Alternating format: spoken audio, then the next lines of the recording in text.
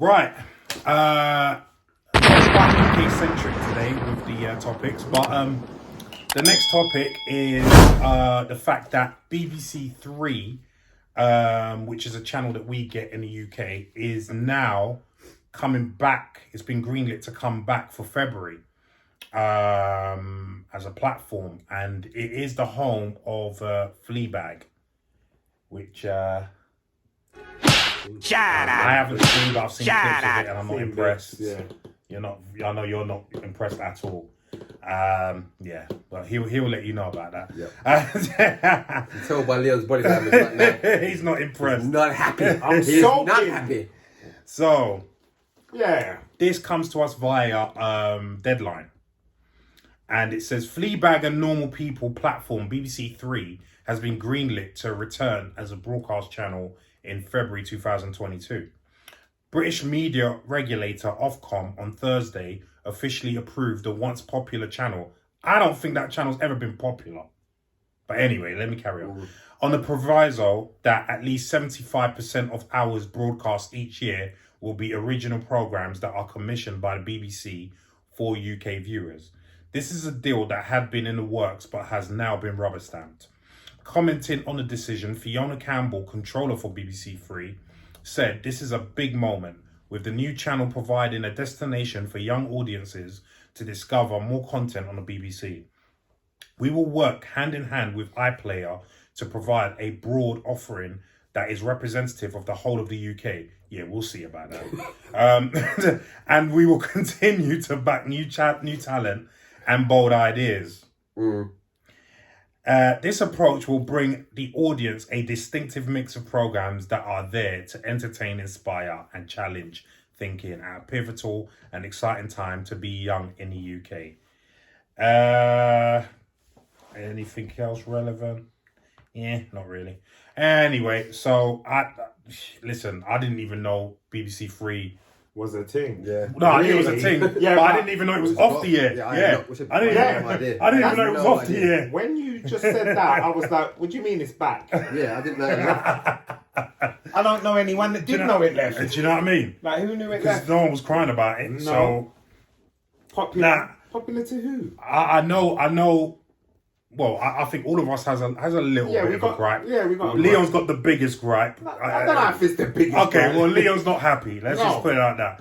And I get it. I agree with him, to be honest with you, because you keep hearing about diversity and new blah blah blah.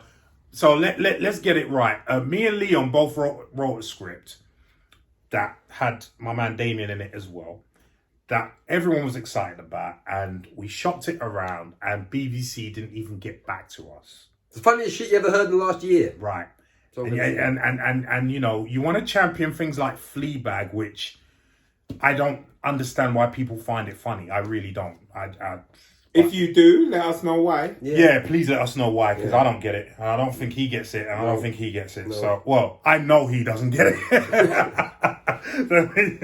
grew up on 40 Towers. I know what's funny. Hello. Yeah, you know what I mean? So some others do have them. Yeah. See? There you go. But listen, before I go to Leon, because I've got a feeling his one's going to be quite long. Let me just go to you first, Damien. I'll get that away quick before Leon jumps on. Yeah.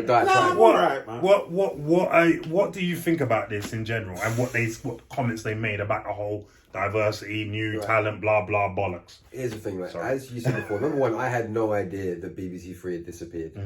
I don't tend to watch BBC in general unless they've got like the Olympics on. I don't watch it. I just don't. I don't watch it. So to hear bbcthree coming back, yay, good for them. Will it bring more diversity? I know they were trying to do stuff with taking risque shows on, but did they really? No. I mean, in the BBC are known for producing a certain content, and I'm not gonna say they aren't.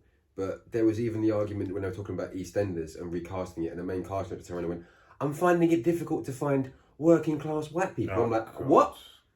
I'm sorry. Yeah. Been here for 12 years. Utter bollocks. They're everywhere. Yeah. They're everybody's neighbour. Everybody's got a neighbour. Yeah. Like, just be quiet. But yeah, to say that they're looking at pushing for the forefront of diversity, let me see that when it really is like a 90 to 10%. Then you can make an argument, but I didn't see that. Yeah, and don't get us wrong, because a lot of people because Damien just touched on it. When they say diversity, we're not just talking about black and brown people. He just mentioned it. We're talking about white working class people as well. Yeah. Put them to the forefront. Working class people. Do you know what I mean? Asian, Polish, yeah, Chinese. We're all here, you know. Yeah, it's a melting pot where we are. Yeah, man. I can't walk down the road and not see every race. But I can't switch on BBC and see every race either. Nah. So you're gonna switch it on and see, hello, father, how are you? Yeah. And then you want me to pay for that license fee for that. Yeah. You know You want me to pay for morning worship? You know? And I pay for my license fee. Yeah. Yeah, we all do. We all pay. We all pay for a license fee. We all pay for so, license fee. so you know what I mean? But yeah, is that all you wanted to say? That's all I've got to say about Okay, it. no. I'm hoping it's positive, but I bite my tongue. You have your doubts, and so do I. But let's go to you now, Mr. Rock. Come on, let's go. Let him off. What are your thoughts on this whole thing about BBC3 coming back and the whole we want to give new talent and diversity, you know, all that nonsense that they always chat every now and then? Please, the floor is yours. Right, where to begin? Where to begin? I feel like, first of all, we go through this every couple of years. Every couple of years, Channel 4, BBC, we're going to make it more diverse. We want this kind of talent. And then you might get the odd show, and then that disappears again. Yeah. That disappears. So like Larry said, we did a script. You know, even Channel 4 were doing a campaign, weren't they? Yeah. They were doing a campaign to get... What was the brief? The brief was they wanted new and exciting talent and also diverse voices. Right. So they wanted that. That was a year ago. I haven't seen it since. Seen nothing from it. Can I just say something? And as an adjunct to that, we actually got very positive feedback. Remember? Yeah, from the script. They actually said it was overdeveloped. Now, how you overdeveloped a script, I don't know. But remember, that was the feedback. Yeah. That's it was we can't have any input on this. Maybe, yeah. That's what it says. That's what it says. But they said it was overdeveloped. That was the exact words. Channel 4. Yeah, Channel 4's exact words. Right? Our script was Overdeveloped. overdeveloped. Like when someone tells us an interview and it's just like, you're just too good for this You're job. too prepared. But I'm Yeah. here for... What do you want? Someone you can mould? You want someone who's good at the job? Yeah. So, sorry to cut you, but I just No, wanted it's to fine, leave it's that in fine. there. Sorry. So, carry So on. yeah, like I said, it feels like they do this every year. There's always some sort of campaign going on, but they never deliver. Growing up in the 90s, I felt like there was more diverse TV on there when they had The Goodness Gracious Me, they had A-Force, they had Desmond's, they had bits and bobs. But I feel like we went backwards and then it just disappeared. Yeah. Like there were... I thought from that point it would get heavier in the community. Yeah. Now, when Real I look at McCoy. the real McCoy, when I look at my community and I see Eastern European, I see black, I see white, I see Chinese, I see Asian, I see everything. Everything is here, but it's not represented on the TV. And they're missing markets. They are missing markets. Yeah. And it's just annoying that stupid things talking about Tampax and Fleabag, like them jokes are done. They've been done. Yeah. Like Dawn French and Jennifer Saunders have been doing them kind of jokes from day dot. But they Like were it's done. But would you not say as well, they were done in a way that didn't come... Because to me, from what I've seen of the snippets of Fleabag, it's so dry that it almost feels like it's cringe as opposed to... Yes. funny. Yes. When Dawn French done it, it was funny. It was funny. You could laugh. Like that clip that I sent. I'm sorry to say this, but this was in the actual show. But she was like in a shop and she was going to a guy, "Fuck my ass." Do you remember? Yeah. And I'm like, "What? That's the joke?" Yeah. Like, I sent the same one to you, didn't I? Yeah. Like, It was a where's lazy, the joke? It was a lazy joke. Like you can reword it, you can work on it. Yeah. Like them things can be funny in the right setting. Right. That was such a lazy joke. Yeah. And it was it's just- it's like they expected us to find it funny, like school kids when you hear the word the F word for the first time. And Like, bum. boobs. Oh, my Like, ass. Do you know what I mean? Like, come on, man. That's like you hit the nail on the head. It's lazy, man. It's lazy. It's lazy. They did have chewing gum. I never watched that. Chewing I gum remember that one, yeah. wasn't really cutting it for me. The actress, what's her name? I don't know her name. I can't remember. You know, my girl, the black girl. Michaela Cole? Yeah, I think it is. It's Michaela Cole. Yeah, She was in I May Destroy You. Yeah, she's brilliant. Okay, and she does her thing. Yeah, yeah. But, you know, certain programs are not resonating. And then BBC are going to the extreme. So they went to, what was that program? Is it Posse or something? Or with the transgender... I didn't watch that. Right, no, I didn't watch it either. But No, I didn't even know about it. No, but what I'm saying is they go to extremes, right? But they're not dealing with everything in between as well. Right. There's room for that, of course there is. There's room for everything, but we're not getting everything. We're not getting everything, and we're getting what's on the agenda today. Yeah. And just to prove your point, like it kind of feels like things have gone backwards. Do you remember? I know me and you loved it. I don't know if Damien's watched it. Little Miss Jocelyn. Yes. Do you remember that? You don't? Okay. When was it up? Oh, this was years ago. But it was on. It started off on BBC Three, and then it went to BBC One because it was so good. Okay. Right. So Jocelyn Etienne, do you remember Three Non-Blondes? I knew of it. I never watched it. Because she came from there. Yeah. She came from there. Yeah. She's obviously Nigerian heritage. She's British though, and she is so funny. That show was so funny. Yeah. It's 2 seasons of it, right? She was current at the time. She was spot on. Now, do you know she was the first? And I didn't know this till later on. Okay. That show was the first show to be helmed by a black woman. Yeah. I had no idea, bro. Yeah. I had no idea. Yeah. And it was so funny. Like I said, they put it on the second season. It came on BBC One.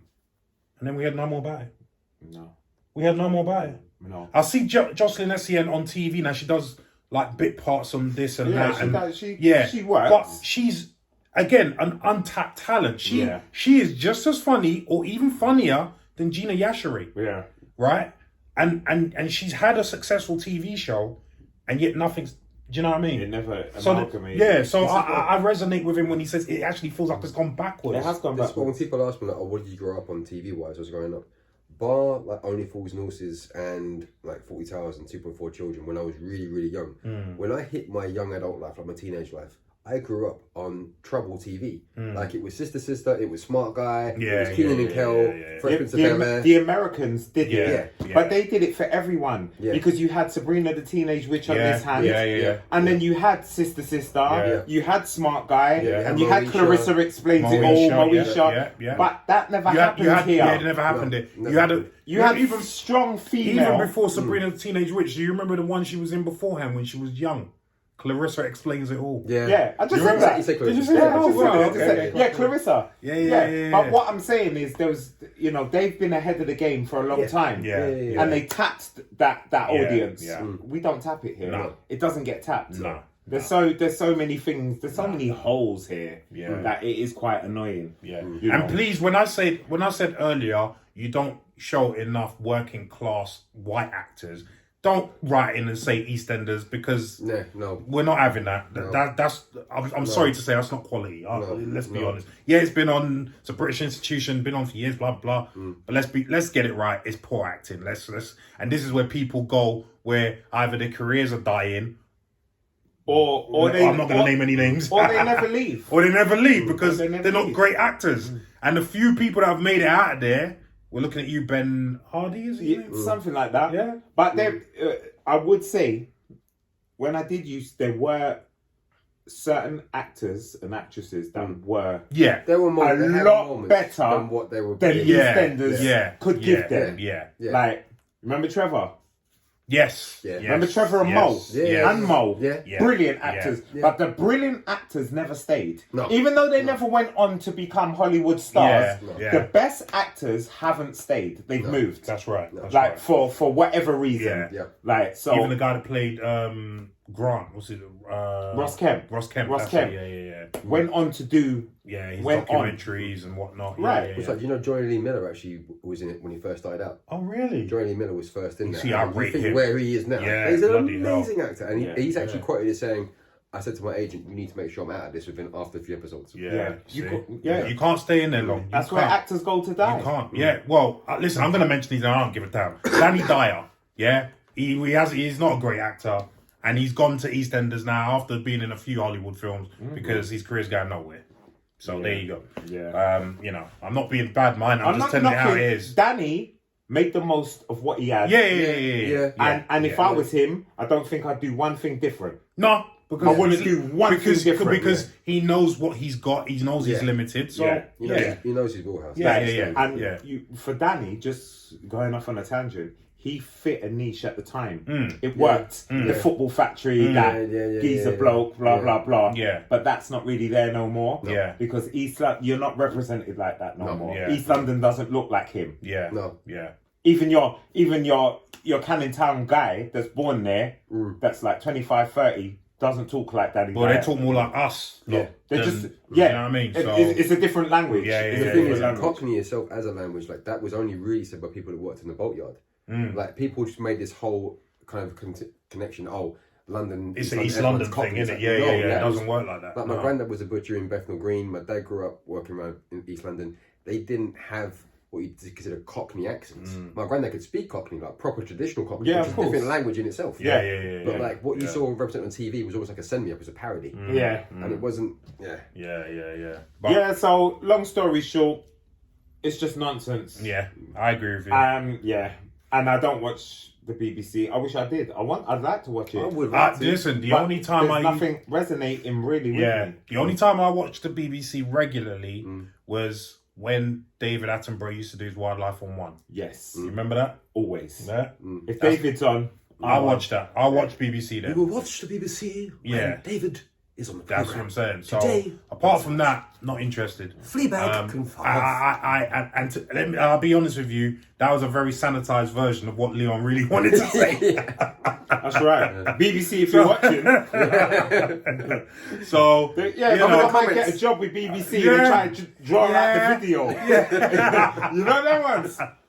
Yeah, I get it. And listen, I gotta play this game, man. I hope that what they're saying does come to fruition. I do. Every one of us does. But we've heard this rhetoric, as Leon said, time and time again. I felt disappointed so many times that I'm not getting my hopes up. And on a selfish tip, and I'm sorry, we are going to, we wrote a really good script that had everyone, all from all walks of life in it, all, colours, shades, whatever in it, and everyone liked it. And to get feedback even from the channels to say it was good, but it was overdeveloped, come on, do better. You know what I mean? But anyway, what do you think about this? Did you know BBC was taken off the air, let alone back on? Yeah, bbcthree. Yeah, bbcthree, sorry. Yeah. What do you think about their statements about, new talent and diversity, blah, blah, blah? Are you buying it or not?